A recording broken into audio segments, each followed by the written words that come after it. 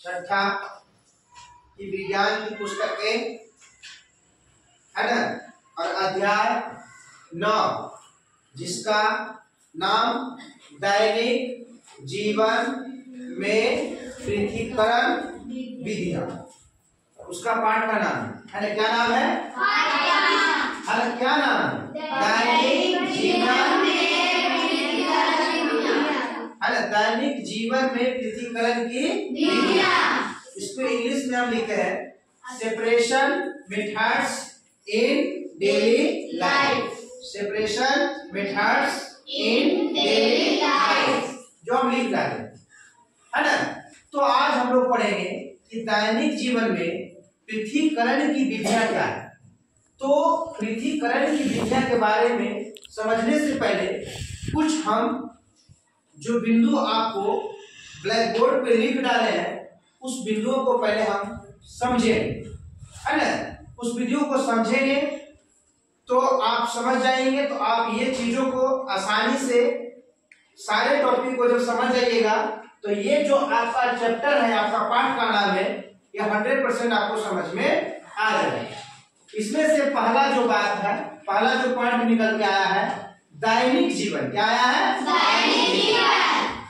हम लोग को प्रत्येक दिन का जो जीवन चलता है, आप सुबह से लेकर है ना शाम तक, रात तक जो भी आप करते हैं, जो जो चीजों को यूज करते हैं है ना, जैसे जैसे आप रहते हैं या जो भी चीजों को यूज कर रहे हैं वो सारे के सारे दैनिक जीवन। क्या है? दैनिक जीवन। मतलब कहा जाए प्रत्येक दिन जो जीते हैं, प्रत्येक दिन किसके सहारे जी रहे हैं, किन चीजों का आप मदद ले रहे हैं है ना, वो सारे के सारे आपको दैनिक जीवन के अंतर्गत आते हैं। मतलब प्रत्येक दिन के जीवन, प्रत्येक दिन की जो रूटीन है वही आपका दैनिक जीवन है ना। तो दैनिक जीवन मतलब डेली का, प्रत्येक दिन का। जैसे आज का तुम लोग को दैनिक जीवन क्या है कि तुम लोग सुबह उठे, स्नान किए है ना, खाना बनाए होंगे तो फिर स्नान किए होंगे है ना, कपड़ा खींचे होंगे है ना, फिर ड्रेस पहने होंगे, तो फिर विद्यालय आए होंगे, फिर आपको घंटी लगी, फिर प्रार्थना किए, फिर लाइन से आए, आपको विद्यालय अपना क्लास में आए, फिर उसके बाद फिर घंटी लगी, फिर आए। इस तरह का जो प्रोसेस हुआ, यही सारे प्रोसेस आपके लिए क्या कहलाया? क्या कहलाया? चलो पहला नंबर जो पॉइंट है, क्या आपको समझ में आ गया? समझ में आया? चलिए आगे हमारा जो पॉइंट दूसरा नंबर है उसका नाम है पृथक्करण। क्या नाम है? पृथक्करण। तो पृथक्करण का जो रियलिटी में अर्थ है, वास्तविक अर्थ है, उसका होता है अलग होना या अलग करना। पृथक्करण का मतलब होता है अलग होना या अलग करना। अलग व्यक्ति दो तरीका से होता है, या तो अपनी इच्छा से स्वयं अलग हो जाता है, और किसी को तबाह कर रहा है तो व्यक्ति उसको क्या कर देता है? अलग कर देता है। घर में दो ही तरीका से अलग होते हैं। घर का बंटवारा, जमीन का बंटवारा दो तरीका से होता है, या तो स्वयं वो अलग करने की इच्छा होता है, या जब वो व्यक्ति किसी को ज्यादा जोर जवाब डाल रहा है तो व्यक्ति उसको क्या कर देता है? अलग कर देता है। तो उसी प्रकार से पृथक्करण के मतलब होता है अलग करना। क्या करना? अलग करना। अब क्या क्या चीज को अलग करना वो तो हम आगे जो विधियां लिखी है आपके बोर्ड पे, उस विधि से आपको समझ में आ जाएगा। जैसे कि चावल और दाल मिला दिया जाए तो उसको कैसे अलग करेंगे है ना। बालू पे जब आपको छोटे छोटे कंकड़ मिला दिया जाए तो उसको अलग कैसे करेंगे है ना। तो वो सब चीजों को हम समझेंगे, वो चीजों को हम लोग क्या करेंगे? समझेंगे है ना। चावल में कंकड़ मिला दिया जाए, छोटे छोटे टुकड़ा मिला दिया जाए तो उसको हम लोग कैसे अलग कर पाएंगे। आज यही चीज के बारे में हम लोग पढ़ रहे हैं है ना, पढ़ते जा रहे हैं और पढ़ेंगे। चलिए तीसरा नंबर जो पॉइंट है आपका क्या है?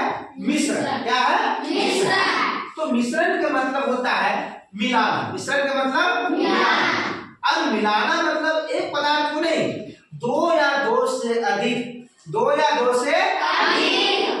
पदार्थ को अनिश्चित मात्रा में मिलाना। उसका कोई मात्रा नहीं है कि जैसे कहने के मतलब कि जैसे आप हम लोग कोई चीज मिलाते हैं, मान लीजिए कि आप घर बन रहा है तो बालू 1 कठौती लिए, गिट्टी 2 कठौती लिए है ना, सीमेंट सीमेंट 4 डिब्बा लिए या आधा कठौती लिए, तो जो मिला रहे हैं क्या सबका मात्रा एक जैसा है? सबका मात्रा क्या है? अलग अलग है ना। जैसे हम लोग पानी लेते हैं तो पानी में मान लीजिए कि 1 ग्राम पानी लिए तो क्या 1 ग्राम चीनी डालते हैं? नहीं डालते हैं। तो मिश्रण उसी को कहते हैं कि मिश्रण 2 या 2 से अधिक पदार्थों को अनिश्चित मात्रा में मिलाना क्या कहलाता है? मिश्रण। क्या कहलाता है? मिश्रण समझने में कोई दिक्कत नहीं। और मिश्रण का मैंने इतना सारा एग्जांपल बता दिया। जैसे आपका घर का जो मसाला बनता है वो भी एक तरह का क्या हुआ? मिश्रण हुआ। जैसे खिचड़ी बन रहा है तो खिचड़ी में भी कई पदार्थ को मिलाते हैं, ये भी क्या है? मिश्रण। क्या इसको समझने में कोई दिक्कत नहीं। अब देखिए कहता है ओसाई। क्या कहता है? ओसाई। ओसाई का मतलब होता है कि हवा वायु के सहारे भारी वस्तुओं, जैसे भारी वस्तुओं को हल्का वस्तु क्या करेगा? अलग कर देगा। भारी वस्तु में गिर जाएगी और हल्की वस्तु में क्या हो जाएगी? उड़ जाएगी। जैसे मान लो कि जो आपका नेवारी है ना, नेवारी में जो धान रहते हैं वो धान को डेगाते हैं ना। डेगाने के बाद उसमें जो बच जाता है उसको क्या हम लोग ओसाते नहीं ओसाते हैं? या मान लीजिए कि मिल घर में जो कुटाता है तो कुछ उसमें से रह जाते हैं, कुछ ऐसे अवयव रह जाते हैं, तो उसको क्या करते हैं हम लोग? हवा के सहारे ओसाते हैं तो चावल बैठ जाता है और उसमें जो भूसियां होता है वो क्या हो जाता है? उड़ जाता है।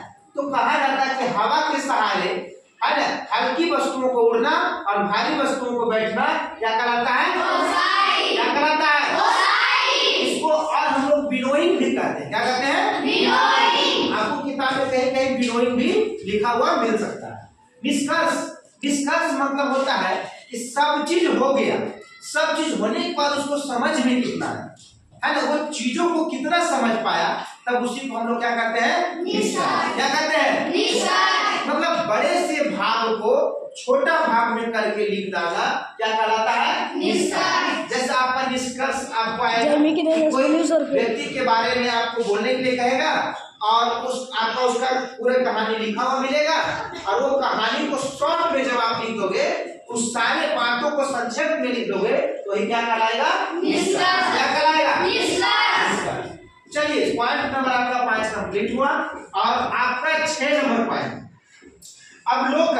अवलोकन मतलब होता है कि जैसे मान लो कि यदि कोई भी जांच पड़ताल वाला आ जाए और हमसे वो बात नहीं करे और वो आप वहां पर कोई व्यक्ति खड़े हो जाए, कोई पदाधिकारी आ जाए, कोई भी चेकिंग करने वाला व्यक्ति आ जाए और वो हमको देखेंगे, हमसे वो बात नहीं करेंगे, वो हमको गौर से देखेंगे, टकटकी लगा कर देखेंगे, सब चीज देखेंगे कि इनका पढ़ाने का टीचिंग स्किल है क्या, सही है या नहीं है, क्या बच्चे को डिसिप्लिन में रखे हुए हैं कि नहीं रखे हुए हैं, है ना।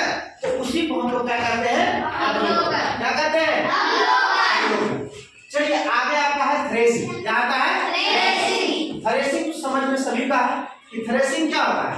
किसी चीज को से अलग पीट कर अलग करना। पीट कर अलग कहने का मतलब कि किसी भी अन्न से है ना, किसी जो भी अनाज है उस अनाज में से जो दाने को बाहर निकालना,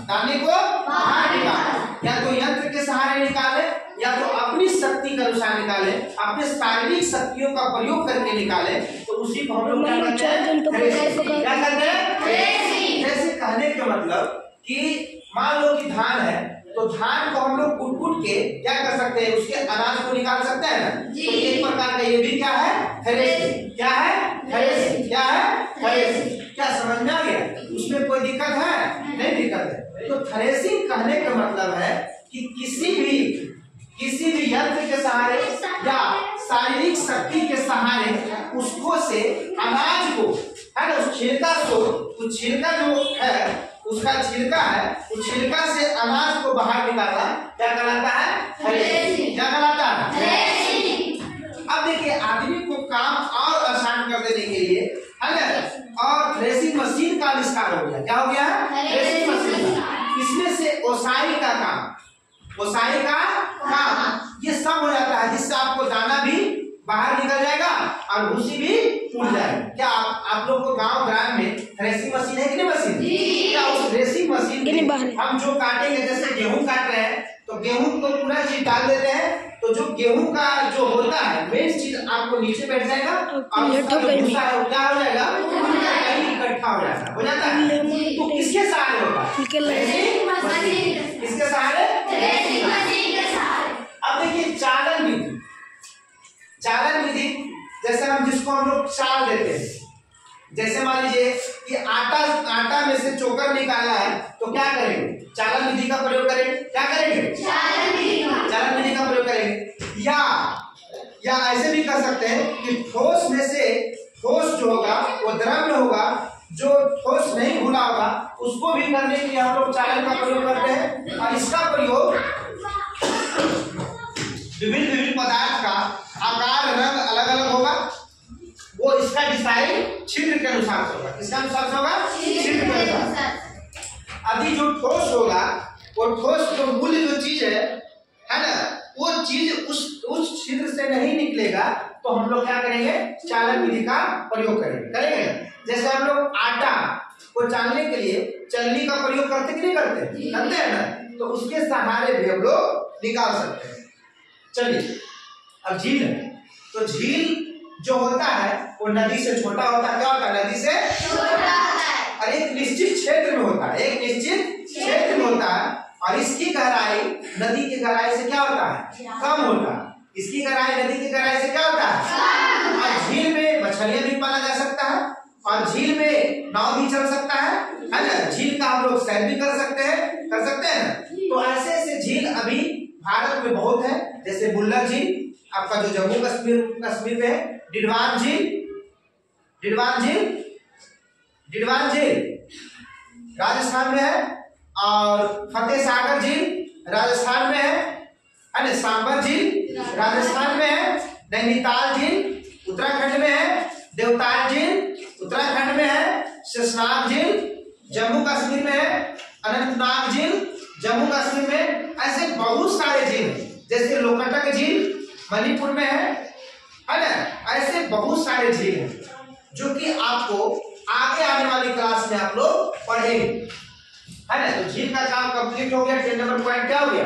कंप्लीट। आपका 10वां नंबर है बिलियन या गोल। तो हम लोग जानते हैं कि बिलियन मतलब 2 या 2 से अधिक पदार्थों को यदि मिलाते हैं, समान पदार्थ को मिलाते हैं, तो मिलाने से जो पदार्थ बनता है उसको हम लोग क्या कहते हैं? बिलियन। लेकिन बिलियन उसी को कहेंगे कि जिस पदार्थ को एक बार मिला देने के बाद उस पदार्थ को हम अलग नहीं कर सकते हैं। तो ऐसे पदार्थ को, ऐसे चीज को हम लोग बिलियन कहते हैं। और बिलियन एक प्रकार का समांगी मिश्रण। कैसा मिश्रण है? समांगी मिश्रण है। और आगे जब पढ़ जाइएगा क्लास में तो आपको मिश्रण का प्रकार भी पढ़ाया जाएगा, जिसमें मिश्रण 2 प्रकार के होते हैं, एक समांगी मिश्रण होता है, एक समांगी मिश्रण होता है। तो बिलियन कैसा मिश्रण है? समांगी मिश्रण है। जैसे नमक और पानी का घोल, नमक और पानी को मिला दीजिए और फिर से कहिए कि हमको नमक दे दीजिए, पानी दे दीजिए, तो क्या मिल पाएगा? नहीं मिल पाएगा। जैसे आपका पेंट को घोल दीजिए, पेंट को पानी में घोल दीजिए और कहिए कि इससे हमको पानी निकाल दीजिए, क्या निकल पाएगा? नहीं निकल पाएगा। तो इसी को हम लोग कहेंगे बिलियन या घोल कहेंगे। अब साधन जैसे मान लो कि कोई ठोस और द्रव, यदि कोई ठोस और द्रव को यदि उसमें मिला दिया जाएगा, तो सोच लो यदि पानी है, पानी को यदि बालू मिला दिया जाए, पूरा घोल दिया जाए, तो जो कण है बालू और जो पानी, बालू का कण भारी होगा और पानी क्या होगा? आसान हल्का होगा। तो बालू क्या होगा? नीचे बैठ जाएगा। बालू क्या होगा? नीचे बैठ जाएगा। तो बैठ जाना ही क्या कहलाता है? अवसादन। क्या कहलाता है? मतलब इसको कह सकते हैं कि पानी और ठोस को अलग करने के लिए, मतलब पानी और ठोस को अलग करने की ये प्रोसेस है। यदि मान लीजिए कि आपको उससे पानी निकालना है, तो ठोस पानी के नीचे क्या हो जाएगा? बैठ जाएगा और पानी निकल जाएगा। पानी क्या हो जाएगा? निकल जाएगा।